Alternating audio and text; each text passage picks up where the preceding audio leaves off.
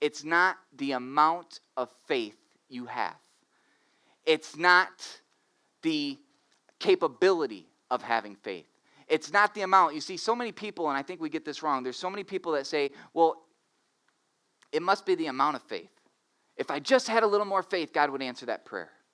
If I just read my Bible a little more, if I just prayed a little more, if I just spent a little more time serving, then God would just change everything in my life. It's not the amount of faith. Because where are the other 11 disciples? Back in the boat, right? Peter was the one that was willing to get out. Peter had more faith than the other 11. Peter had faith. It's not the amount of faith. This is where people get it wrong so much times. Say you just got to have more faith. It's not about the amount of faith. It's not about faith being available. Sometimes faith needs to run the distance. Because he was willing to get out of the boat, but when he saw the waves and the wind, what happened? He was distracted. He looked away.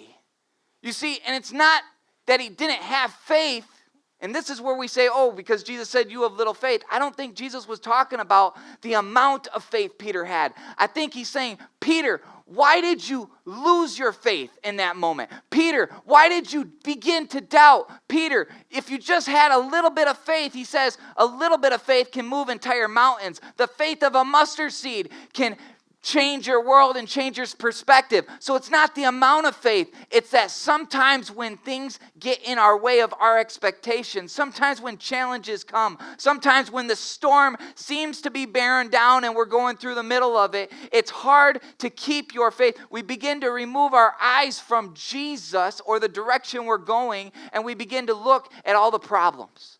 And when we look at all the problems and all the negativity, what does it do? It zaps our energy.